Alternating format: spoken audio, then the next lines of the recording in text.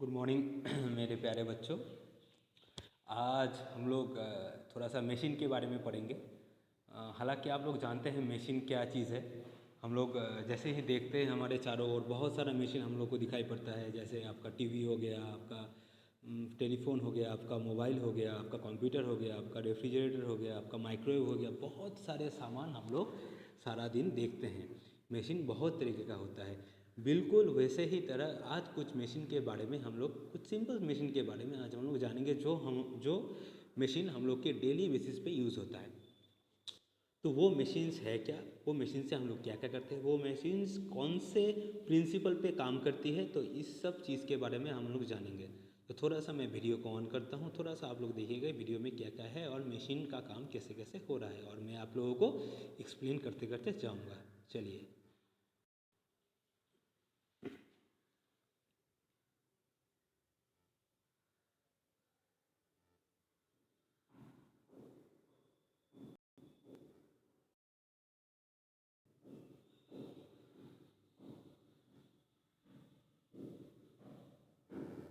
Simple machines. In our daily life, we do many jobs with our own hands. However, some jobs are too difficult to be done entirely with hands. In such cases, we use many simple devices or machines. These simple machines help us to do work easily. Types of simple machines. A simple machine is a tool or device by which a greater amount of work is done by applying a small effort of force. The main simple machines are lever, incline. तो बच्चों क्या है, जैसे कोई भी सामान मान लो इधर से उधर करने के लिए जब हम लोग क्या करते हैं, अपने हाथ का इस्तेमाल करते हैं और हाथ से सामान को पुश करते हैं ऐसे करके, और जैसे पुश करते हैं वो सामान अपने आप आगे बढ़ जाती है। अच्छा, अब ये कोई हल्का सामान हो तो हम लोग आराम से हाथ से यूज़ कर सकते हैं, लेकिन अगर वही सामान भारी हो जाए तो उसको पुश करना थोड़ा सा हम लोगों के लिए दिक्कत हो सकता है। तो इसी के लिए हम लोग क्या करते हैं, अलग अलग मशीन का इस्तेमाल करते हैं। मान लीजिए जैसे क्रेन हो गया। क्रेन क्या है बेटा, जैसे कोई भी एक हुक ऐसा लगा हुआ होता है, हुक के नीचे से एक रस्सी होता है और जैसे ही हम लोग इधर से पुली को खींचते हैं वो वेट अपने आप ऊपर उठ जाता है। तो पुली से आपको आसानी हो रही है काम करने में, तो ये एक तरीके का मशीन हो गया। अब देखिए इस पिक्चर में क्या है, फलक्रम। फलक्रम जैसे आप लोग आपके स्कूल में, स्कूल के गार्डन पे लगा हुआ है ना एक सीसॉ, तो उस जो सीसॉ जिस मशीन से काम करता है उसको हम लोग कहते हैं फलक्रम। फलक्रम से क्या होता है, जब इधर से हम लोग फोर्स देते हैं तो एक सीसॉ की तरह जब इधर से फोर्स देंगे तो ये डाउन हो जाएगा और ये अपवर्ड हो जाएगा, फिर अगर इधर डाउन देंगे तो ये अपवर्ड हो जाएगा। तो और इसके बीच में, इसका जो बीच है, बीच वाला पोर्शन है, बीच से जो काम हो रहा है ये वाला पोर्शन से, उसको हम लोग कहेंगे फलक्रम। ठीक है। Plane, wedge, wheel and axle, pulley and screw. Lever. A lever. तो देखो, पुली, स्क्रू और एक्सल, इससे क्या होता है, जब हम लोग पुली से क्या करते हैं, हम लोग कुछ सामान को खींचते हैं ऊपर। एक्सल से क्या होता है, जब हम लोग कोई भी ऐसे राउंड ऐसे करके कोई भी जो काम करते हैं तो उसका काम एक्सल करता है। ठीक है। अब देखो, अब सामने आ रहा है तुम्हारा लीवर। अब लीवर से क्या काम होता है, देखो। Lever is a rigid rod that moves freely around a fixed point. It is used to lift weight. A lever consists of three parts. Load. It is the object that is to be lifted or moved. Fulcrum. Fulcrum is that part of the lever that does not move. It is a balance point on which the rod moves. Effort. The downward force that is applied on one end of the rod to move or lift. तो क्या हो रहा है, fulcrum. Fulcrum के माने में मैंने आपको बता दिया। और एफोर्ट और लोड क्या है, जब हम लोग एफोर्ट देंगे तब उधर से लोड, अगर इधर हम लोग एफर्ट देंगे तो एफर्ट देंगे तो ये ऊपर उठ जाएगा और ये लोड ऊपर आ The जाएगा। rod. With the help of a lever, we can lift or move heavy objects by applying a small force. Levers are classified into three categories. First class lever. In first class levers, the fulcrum is in between the effort and the load. Scissors, trolley, seesaw, pliers are examples of first class levers. Second class lever. In second class levers, the load is in between the fulcrum and the effort. Bottle openers, nutcrackers are examples of second third class livers. The effort is in between the fulcrum and the load. Stapler and fishing rods. तो देखो 3 तरीके का first class, second class और third class lever आपका हो गया। तो एक जगह में आप साइड में प्रेशर दे रहे हो, एक जगह में आप बीच में प्रेशर दे रहे हो और एक जगह में आप ऊपर प्रेशर दे रहे हो। Are examples of third class livers. Inclined plane. An inclined plane is a slanted surface. देखो तो ये क्या है, इंक्लाइन प्लेन, मतलब ऐसा कोई जो प्लेन होता है। तो ये देखो पिक्चर पे दिखा रहा है, ऐसा एक प्लेन है।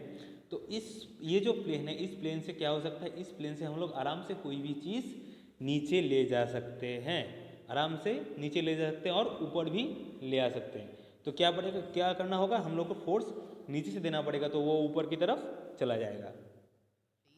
Or a ramp. देखो फोर्स का डायरेक्शन दिखा रहा है। Objects up to a particular height. Workers use an inclined plane to load barrels into a truck. A winding and going up a hill and ramps in hospitals are other examples. तो आप लोग देखते हो, ऐसा आप लोग के school में भी है। ये जो हम लोग इस क्लासरूम के ठीक सामने से आप लोग को ऊपर से चढ़ के आते हो, तो ऐसे चढ़ना पड़ता है। और देखो पहाड़ में भी एक इंसान जा रहा है ऊपर, तो इसको कहते हैं इंक्लाइन प्लेन। तो ऐसे हम लोग को जाना पड़ता है। Inclined plane. Wedge. The wedge works on the principle of an inclined plane. The wedge has two inclined or sloping surfaces joined together. An axe is a kind of wedge. When the wedge is pushed into a cap, the load is forced on its sloping sides. Knife, razor are examples of a wedge. Wheel and axle. The wheel and axle is a simple machine made of a wheel और Excel के बारे में आप लोग बहुत अच्छी तरह से जानते हैं। जैसे कि मान लीजिए एक गाड़ी का पहिया होता है, गाड़ी का पहिया एक रॉड होता है और रॉड के दोनों तरफ दो पहिए लगा हुआ रहता है। और जैसे ये एक्सेल के बीच में जैसे ही फोर्स आता है, ये एक्सेल घूमने लगता है और एक्सेल जैसे ही घूमता है, ये दोनों ओर का जो चक्का है, पहिया है, वो पहिया भी घूमने लगती है। large wheel rigidly attached to a rod called an axle. Wheel and axle acts on a lever rotating in a circle around a center point or fulcrum.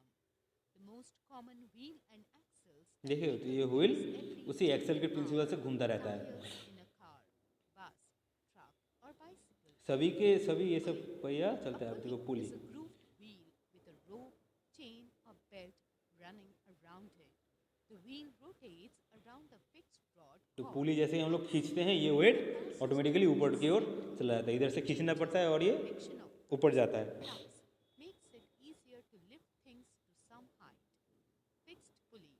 In a fixed pulley, the pulley is attached to a hook or a wall. ये fixed pulley क्या है, एक ये पुली fixed रहता है और इधर से जब जैसे हम लोग एक साइड में कोई फोर्स देते हैं तो वो दूसरे साइड पे वो ऑफ होता है, और नीचे से हम लोग जब खींचते हैं तो ये वाला फोर्स ऑटोमेटिकली ऑफ होने लगता है।